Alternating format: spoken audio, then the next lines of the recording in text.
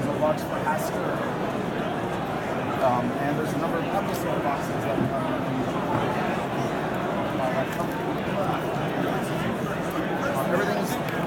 everything is nice and boxed up because every episode that you play is very, very, very different. We want to have as close as possible to having almost like 6 different game modes in this game. The rules are still the same, but every episode has a completely different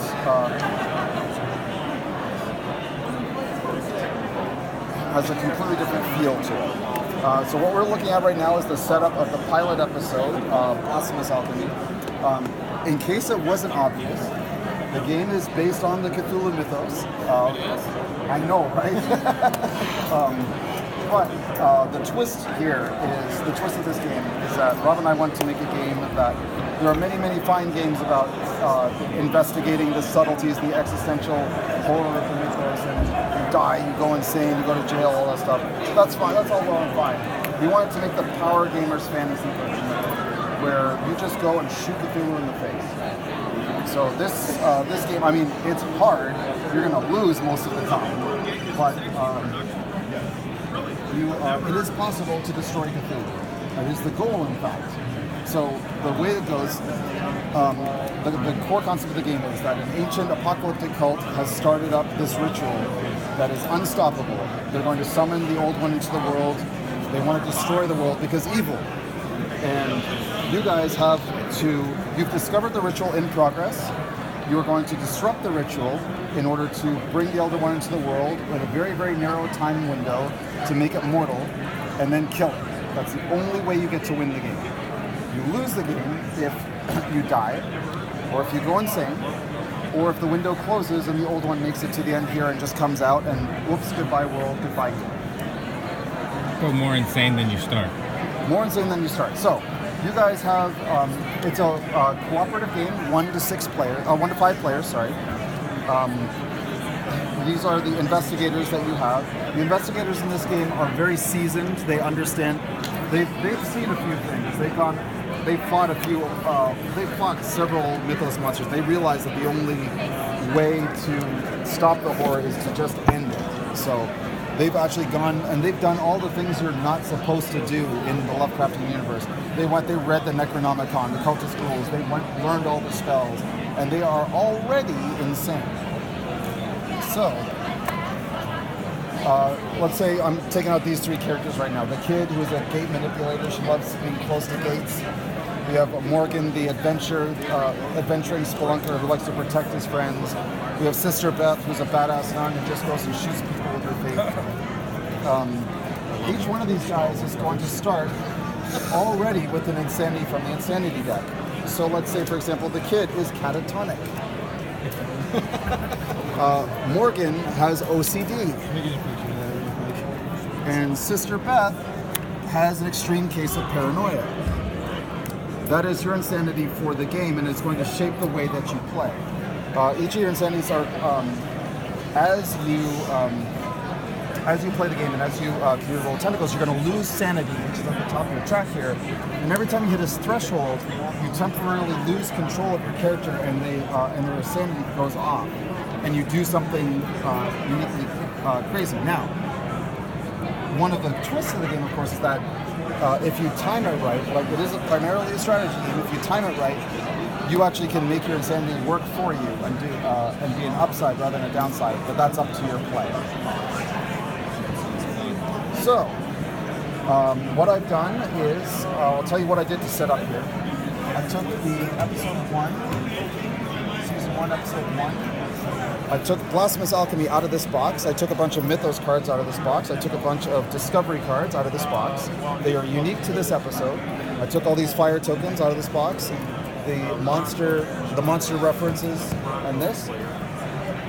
They are, and when I'm done, I'm going to put everything back in this box because all the rules that come with this episode are not in other episodes. Every episode is very, very unique and different. The only thing that's in common, of course, is that you'll use the same characters, use the same basic rules of the game. So what do you do? Great question. You're welcome. Remember, you got to disrupt the ritual, summon the Old One, kill it.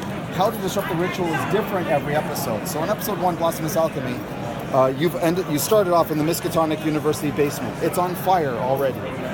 The cultists are using science to put together an ultimate philosopher's stone concoction that will fuse the gates, bring the Elder One into the world.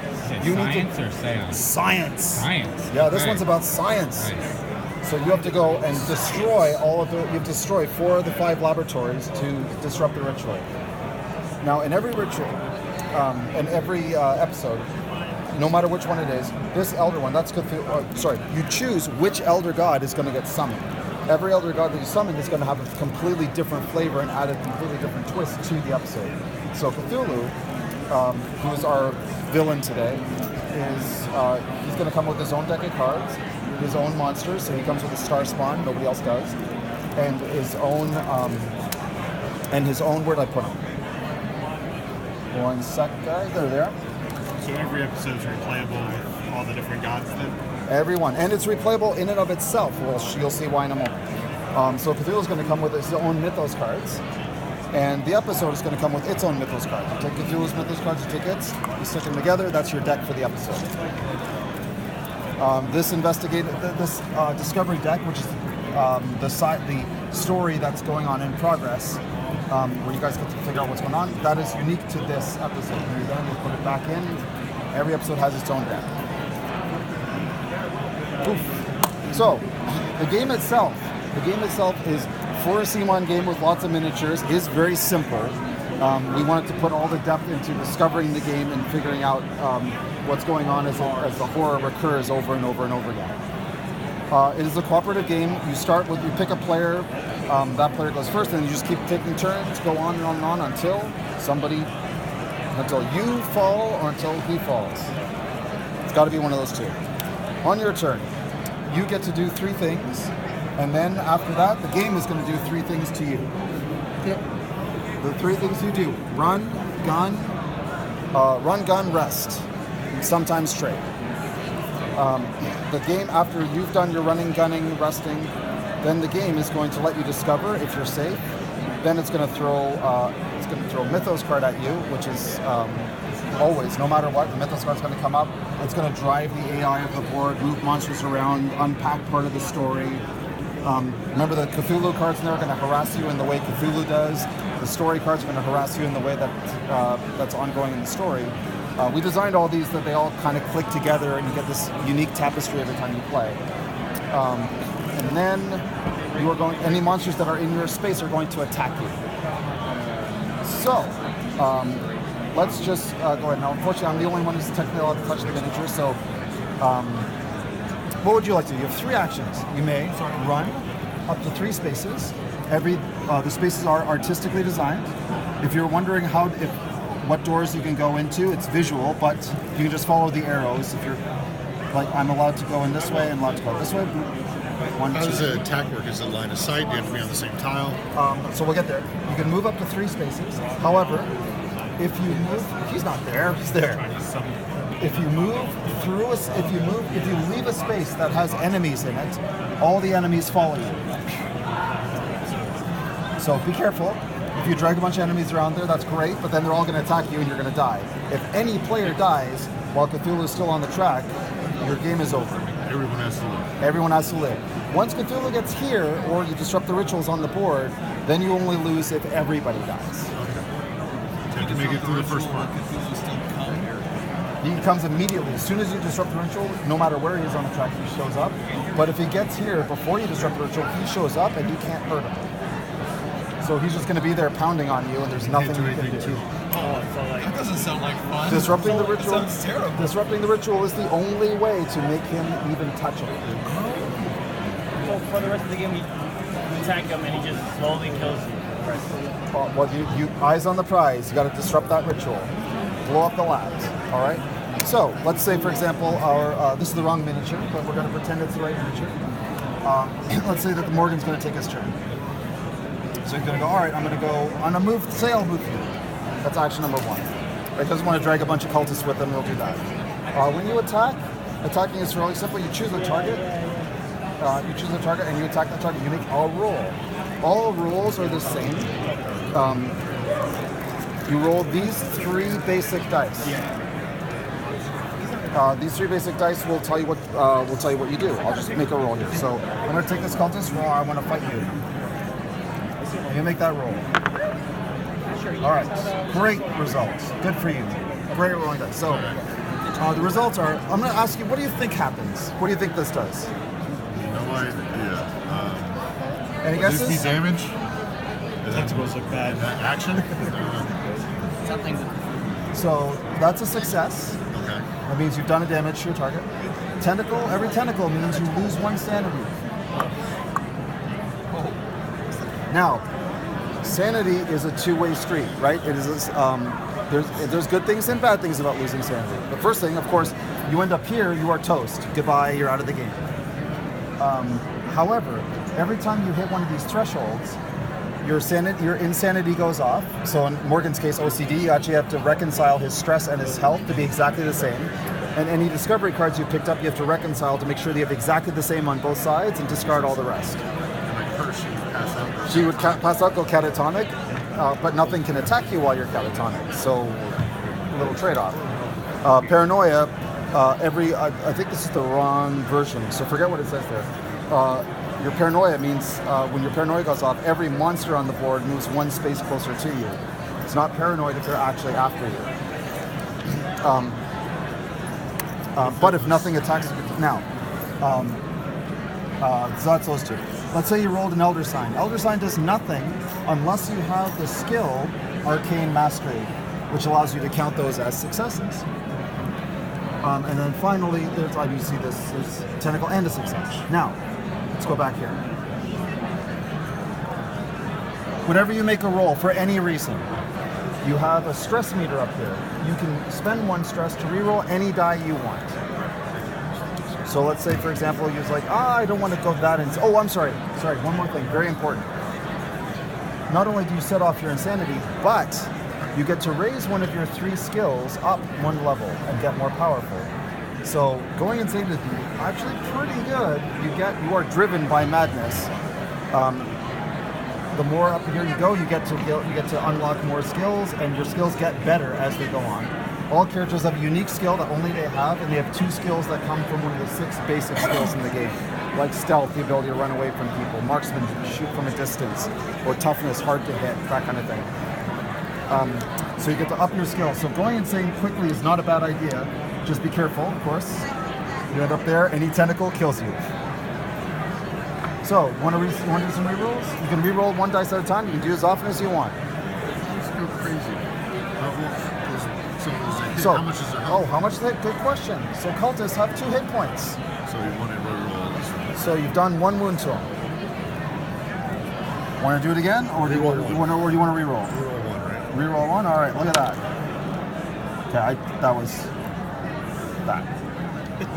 that was a hit already. So you rerolled it, so you get 1 sanity. You kill that cultist. Goodbye, cultist. Terrible for you. You still have 1 more action. You can still move. You can still move. You can still attack, or you cannot rest. You can only rest if you're in a safe space, no enemies. Good attack. You could run to those labs and start. Sorry. Every episode has 2 unique actions that are only available in that episode. So in this one, you can extinguish fire. So if you're here, you can roll to extinguish fire. Every success gets rid of a fire token. Or you can destroy equipment. You can roll to try to blow up the lab equipment. Every lab takes 4 hits to destroy. Can you run through fire, or do you have to put it out first? Well, you certainly can run through fire. What happens is if you leave a space with fire, you catch fire. You catch fire. At the end of your turn, every fire token on you have to roll a die to wound yourself and then get rid of the fire token. When you rest, does your insanity go back to 0? No, it does not. Sanity is a 1-way street. So if you're rolling for like fire damage, you don't want exclamations, you want to blink, right? That's right. And if you get tentacles, you go insane from fire. Because it's almost like it's maddening, right? Now, the thing is, here's the twist, of course, it's your turn.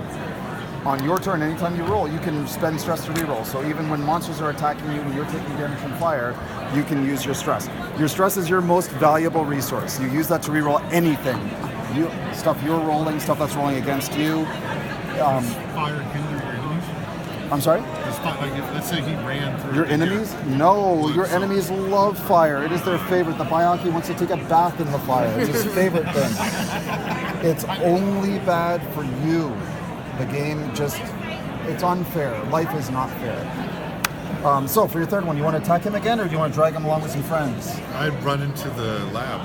You're Can I run to do the that? lab? Yeah. All right. Risk it. So I'm gonna. So let's see. Now you don't have stealth Yeah. or anything. So We're all dying. you're gonna go 1, 2, 3. Now you've dragged these two with you, And I'm on fire. and you're on fire. Oh, I already gave you some. Bad life choices. Bad life choices. So you're done. Next to the science lab. Now what we're gonna do is we're gonna draw a Mythos card. Mythos card, the Crawling Chaos. Each cultist moves 1 space toward you. Well, that's no good. He can make it in. Hello. He's coming out. He has to go out here. He has to go out this way. That's a Bayaki. This cultist, going down the stairs. Oh, so that's upstairs? If you are in a Relier space, I don't know what that is yet. Interesting. Lose 1 sanity. Then summon a cultist at the yellow gate and at the red gate.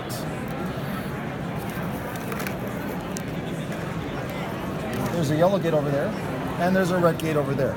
There's a hard limit of plastic. If you ever need to summon something and you can't, lucky you.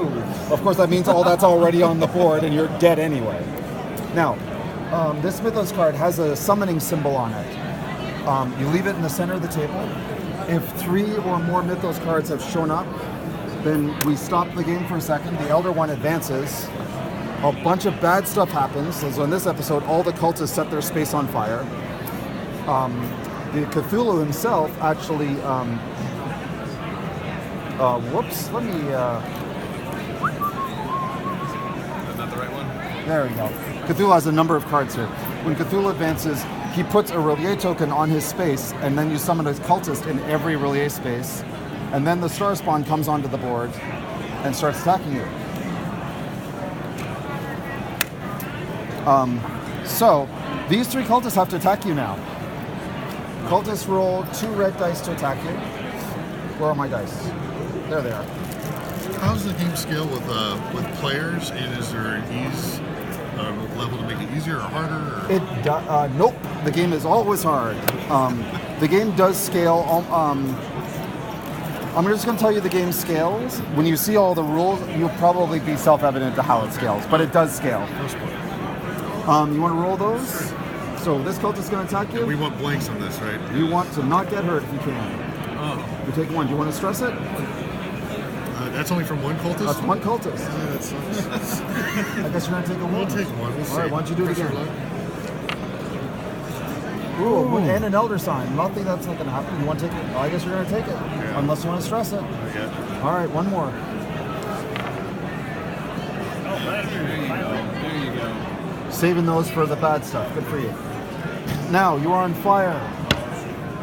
Blank. Miss. And then More I'll damage. stress it to reroll, right? All right, go for it.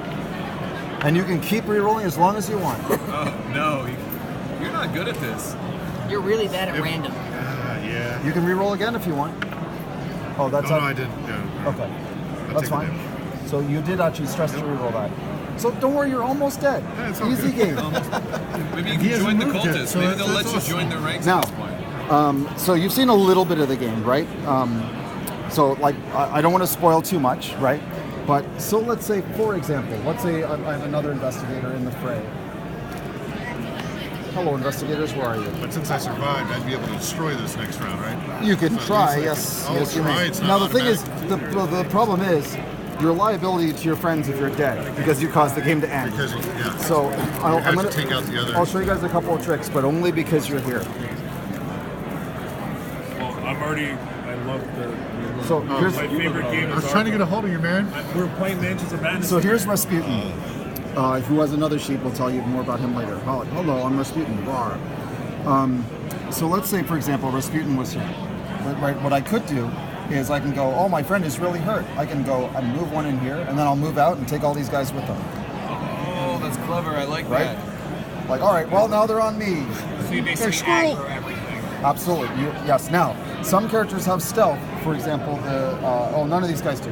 the first level of stealth allows you to leave one monster behind every time you go. So you can even get more picky and like you can make little chains of monsters while you leave them. But now, of course, as your skills go up, you get crazy powerful, right? Of course, you also get more insane. The last thing I'm going to show you guys is if you end your turn, so Rasputin, he doesn't like his friends, so he went here. If you end your turn in a safe space, no enemies, after you draw your Mythos card, you can draw a Discovery card and start learning a bit about the story. So I'm going to not spoil that one because it's really fun. I'm going to try to show stuff that's already been that we've already shown. Here's a good one. No, we haven't shown that one. We're not looking. Do all the characters have the same health and stress levels? No, Are they going to be most do, but not all. All right, we showed this one already. So let's say you go with when you pick up Discovery card, there are these big cards. This one's called Cages. It tells you a little story, and by the way, reading the story does give you some insight into playing the game. So always read the story. It's not just fluff. We hide a lot of the complexity inside the decks, so if you read all the flavor text here, you read all there, you have a little bit better idea how to play. So you find one cage contains a one-handed lamp monkey. Interesting, how cunning he seems. If you have a guilty conscience already, take one stress. I wonder what that is. You may claim the monkey as a companion.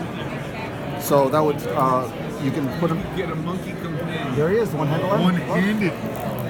He has one, oh look at that, he has health. You can put your wounds on him and then he dies. Just so you shove him in front of you. However, if the lap monkey dies, you will now have a guilty conscience. Now you know what a guilty conscience is. I wonder, you think that might affect something, right? So anyway, I'll just a couple little. I'm going to leave. Do you know how big that giant mini they announced last night actually is? Bigger than a baby. It looks big. It looks about as big as some of my kids. It is probably. I just want to be. So what kind of game is it? It's like Where do we put it? Game without that 20 range. And they're trying to summon you. It's like story driven. Oh, it's the wrong version. That's why I They're don't trying have to it. shut down this ritual. All right, sorry about that. There are some cards in here that like trigger off of a guilty conscience that make your life suck. Shut it down in time, and he'll show up and he can't be killed. Takes their turn. There's no like. And I don't even know what you do after Nope, that. just take your Maybe turn. you There's no just GM. You just take your turn. You take your turn. You take your turn. Take your turn. Until Right everyone dead. until you have to them kill or them is dead. Right. So the game goes on. You'll have a more. Oh, there's no elder summoning So sun is there. Cthulhu, it could be like Not Master. too It's bad. different. Yeah, you choose a different. Yes, right now we're playing Cthulhu, who is different from Haster. But oh look, at the end of some Haster 5 turns have passed, ended my life. 3 summoning symbols are out. Cthulhu advances. Roar. He makes the space of whoever's turn it is. It was his turn. Now the space is really A. The world is becoming closer to his home world. Thank you. Some cultists get summoned there, and then all the Mythos cards go back into the Mythos deck and get reshuffled. Good preview. It's exciting. And when you rest, how much is it? I don't have to be in a When you safe rest, space. if you are in a safe space, when you rest, you recover 3 in any combination of stress or wounds. All right. Every episode, by the way, every action, you can do it multiple times unless for some reason we say you can only do once. So you could rest twice? You could rest twice 3 if you want. times? Yep. Of course, that's your turn. Yeah. Right.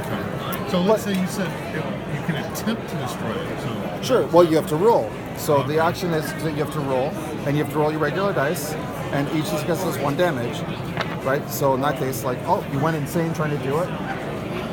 You might have to use multiple attacks to do so. In this particular situation, it is advisable that you So you spend. go against The the Loud's not going to cultists. fight you back. You've got to kill some of those guys before they hurt you, or get some of your friends to drag them off, or start looking at your abilities. Right, the character abilities are pretty strong. Right. So those are the basics. Now that's only episode 1. There are 6 other episodes. Each one is completely different. There's Haster, who is completely different. They have different monsters, different tokens. Everything I told you about that happens on this one does not happen on all the other episodes. Haster has his own set of requirements and way of harassing you. What's going to be the all-in pledge? I'm not allowed to say. I don't think I'm allowed to say, so I bet I can't. Is the baby-sized I mean, Cthulhu necessary? Look at that. look at that. No, it's unnecessary. It just, if you really want it, it's really cool. And it is playable. I was just about to ask, playable? It is playable. It is its own episode, and it has its own special set of rules, which I had a lot of fun doing. I mean, take a look at that box. You've seen our other boxes. You probably have a pretty good idea of what the price point's going to be like. How's it going? It's going well. All right. So unfortunately, I have to start packing up already. But do you have any questions? Yeah, I wanted to possibly get a doctor. Sure. I'll do that right after I pack everything up. Oh, sure. Can I just rap with you a little bit while you're tearing it down? Sure. What's the estimated delivery date? I don't know. Like, A year from now. generally speaking, we usually try to keep the. We try to deliver like within a year or so, or like less than a year. We've been pretty good. Like we've hit most of our delivery dates on most Kickstarters. Some stuff's been a little early, right? Yeah, because we try to underpromise and overdeliver if we can, right? But, You've been here the whole time? Oh yeah. We try not to announce a date that we don't reasonably think we can hit. I do have a question. But one of the reasons that we do add extra time is because stuff happens all the time. So I've seen in other Kickstarters with other companies, they've started re-releasing some of the previous Kickstarter exclusives with their other Kickstarter campaigns. So is there any chance it seems I might do that? Like we could get the Blood Rage Kickstarters with other games on Kickstarter future-wise? I don't think I'm allowed to talk about that. So it's yeah, unfortunately I can't really.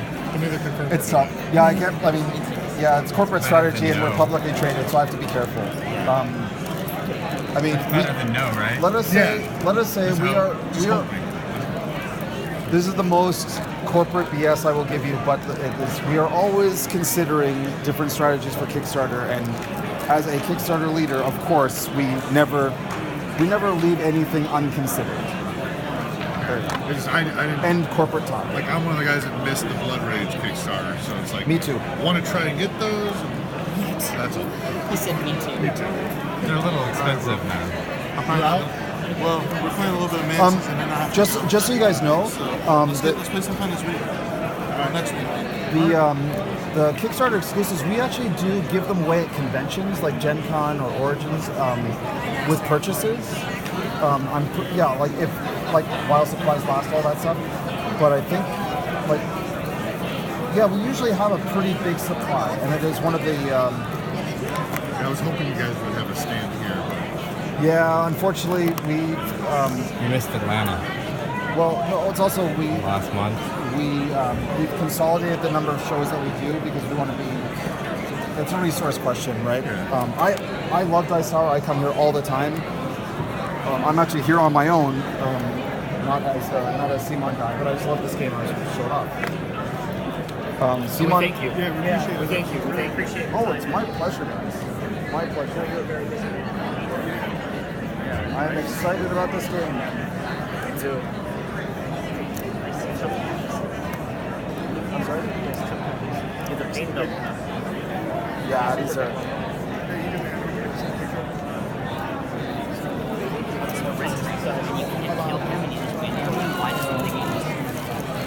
No, it's just so when he continues in the green track, you can't hurt him. When he hits the red, and anytime in the green phase, if one person dies,